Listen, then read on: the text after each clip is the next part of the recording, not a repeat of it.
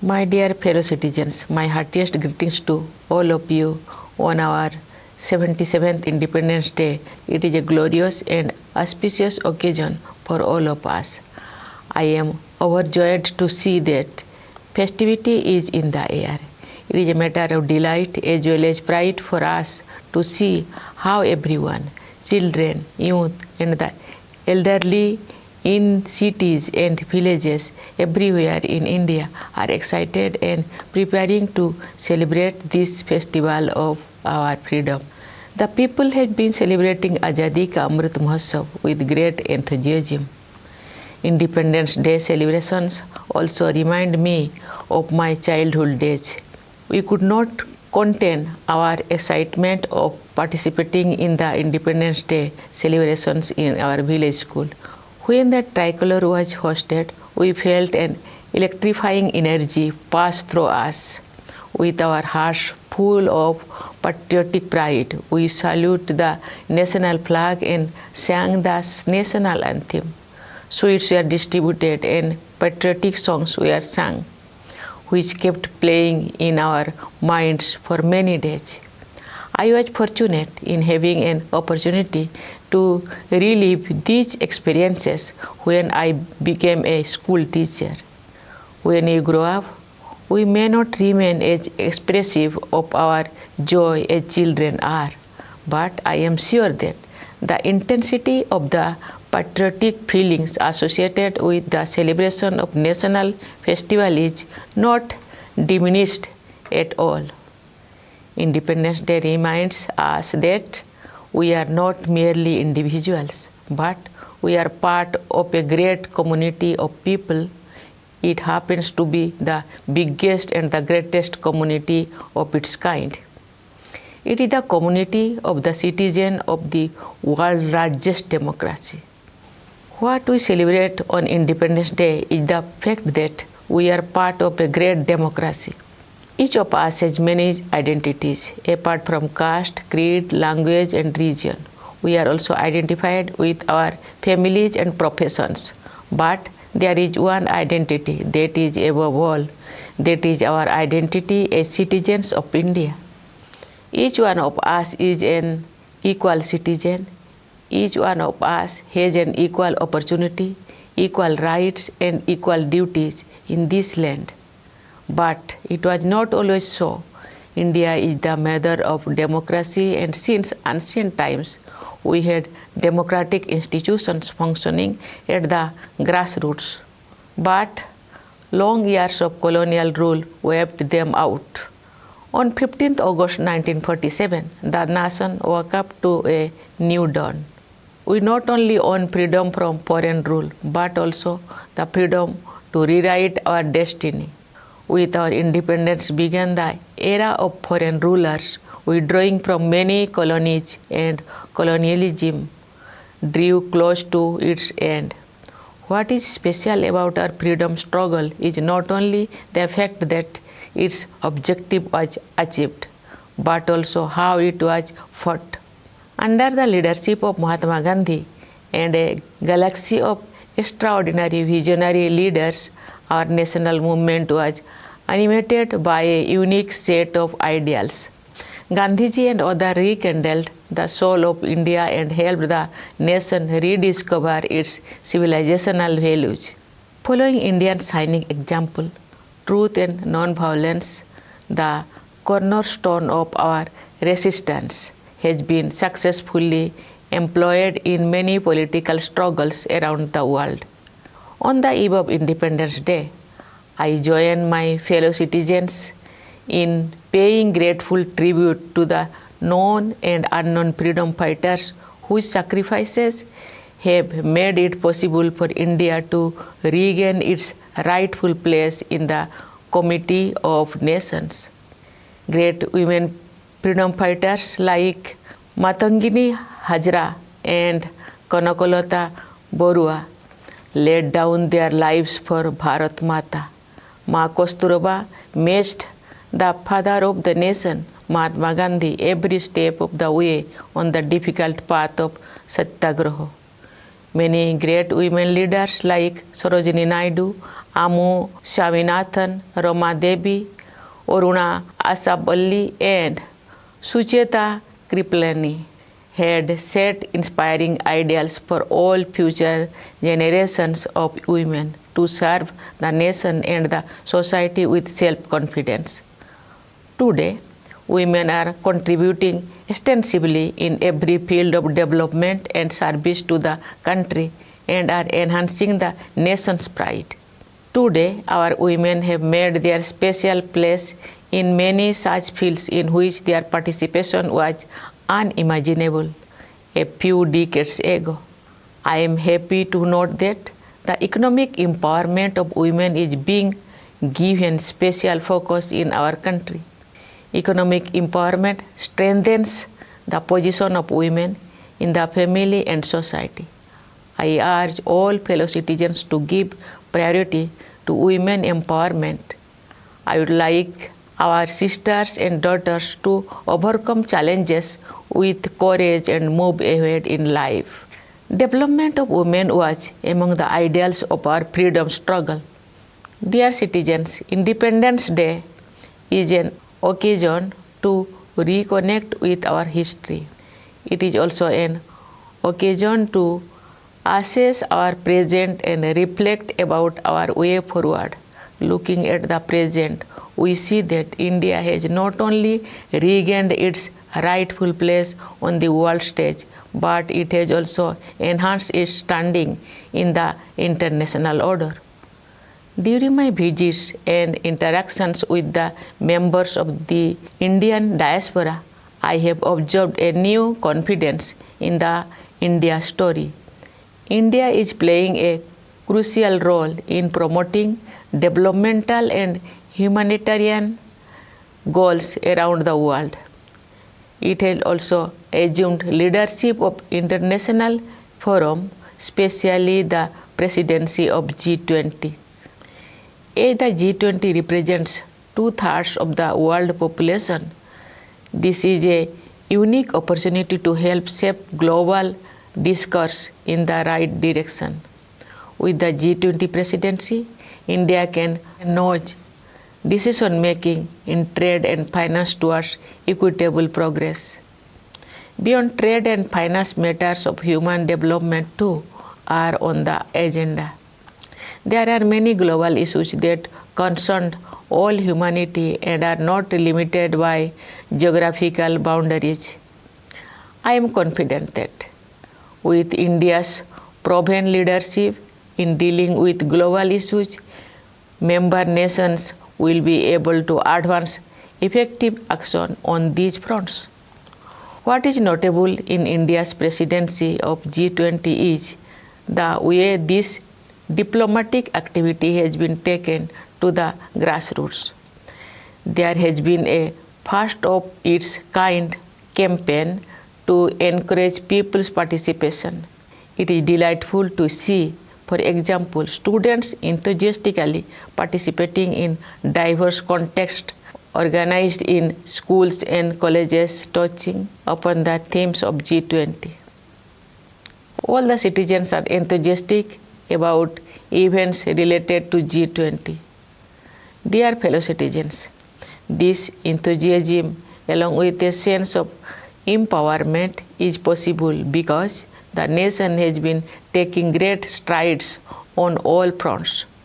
India's economy has proven to be not only resilient during turbulent times, but is also a beacon of hope for others.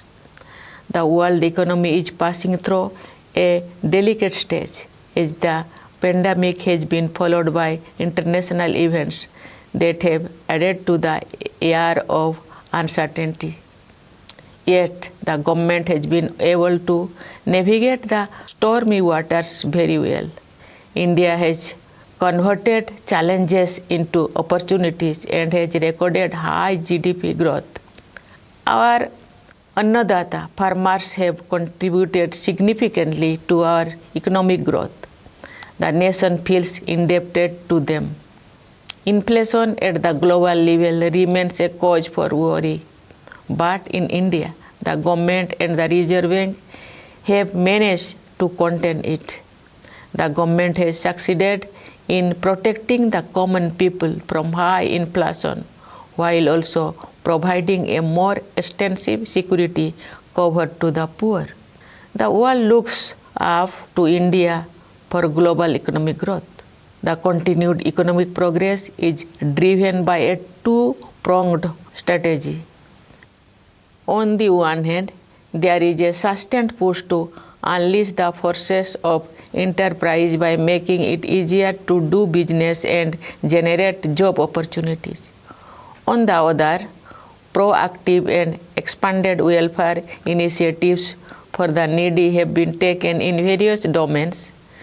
Giving priority to the deprived remains the focus of our policies and actions that have lifted a large number of people out of poverty in the last decade.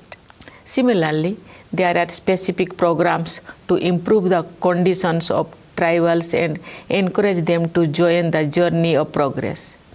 I appeal to our tribal brothers and sisters to enrich their traditions while embracing modernity. I am happy to note that along with economic growth, human development concerns have also been accorded high priority. Having been a teacher also, I have realized that education is the greatest tool of social empowerment. The National Education Policy of 2020 has started making a difference. From my interactions with students as well as educationists at various levels, I gather that the learning process has become more flexible. The visionary policy, which aims to merge ancient values with modern skills, will bring in unprecedented changes in the education sectors over the years, leading to a great transformation of the nation. India's economic progress is powered by the dreams of its people, particularly the young generation for whom limitless opportunities have opened up. From startups to sports, our youth have explored new horizons of excellence. The aspirations of the new India have infinite dimensions. The Indian Space Research Organization keeps scaling new heights and setting higher benchmarks of excellence.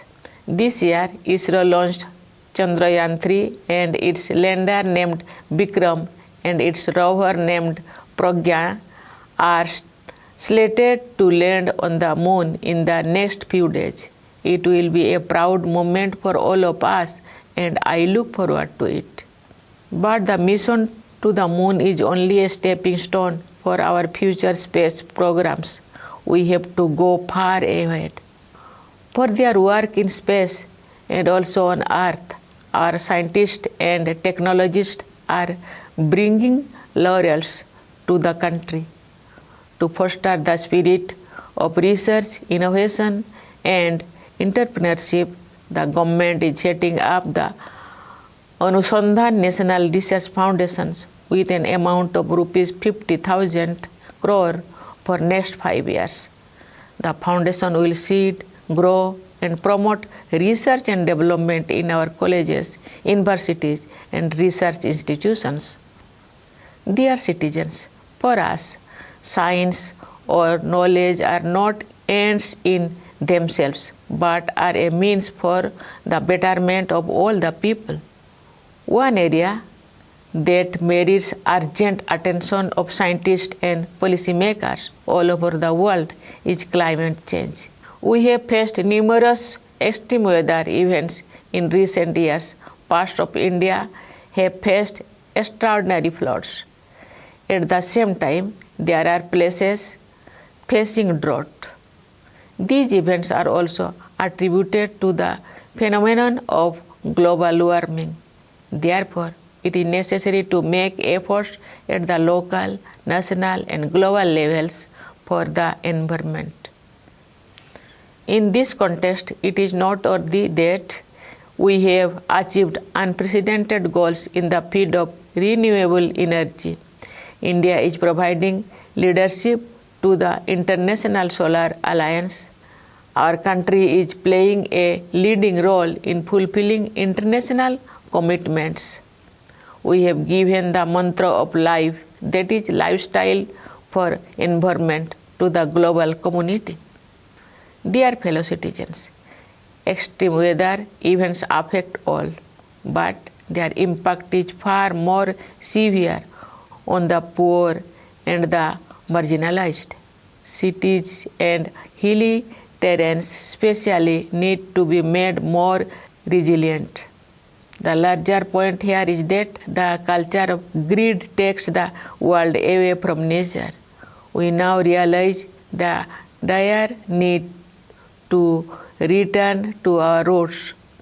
I know that there are still many tribal communities who live very close to nature and in harmony with it.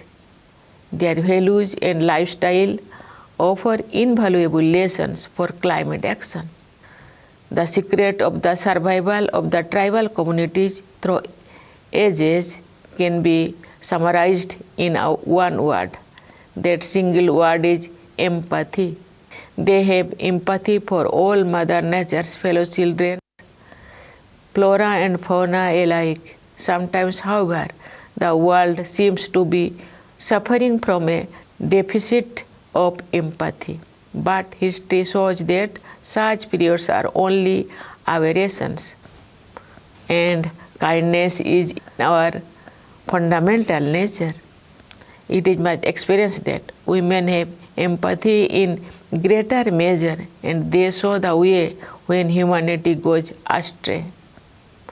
Our country has entered Amrit Kal with new resolutions, and we are moving forward towards making India an inclusive and developed nation by the year 2047. Let us all take a pledge to perform our fundamental duty to strive towards excellence in all spheres of individual and collective activity, so that the nation constantly rises to higher levels of endeavor and achievement. Dear fellow citizens, our Constitution is our guiding document. Its preamble contains the ideals of our freedom struggle. Let us move forward with the spirit of harmony and brotherhood to realize the dreams of our nation builders. On the eve of Independence Day, I once again extend my greetings to you all, especially to our soldiers guarding the borders, Joans of the forces, and the police providing internal security, and to the members of our diaspora living in every part of the world. I convey my best wishes to you all. Thank you. Jai Hind, Jai Bharat.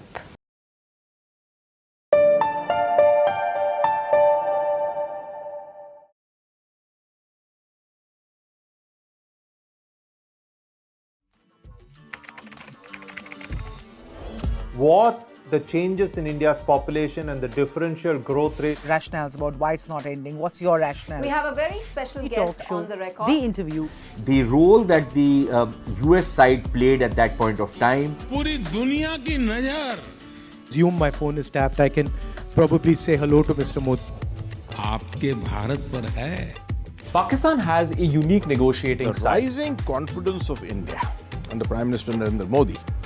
Communist China is the greatest threat. There will come a day that we will see far more radical extremist. I'm still a little perplexed by why we. Your daily dose of news from India and across the world. Cutting edge views and analysis.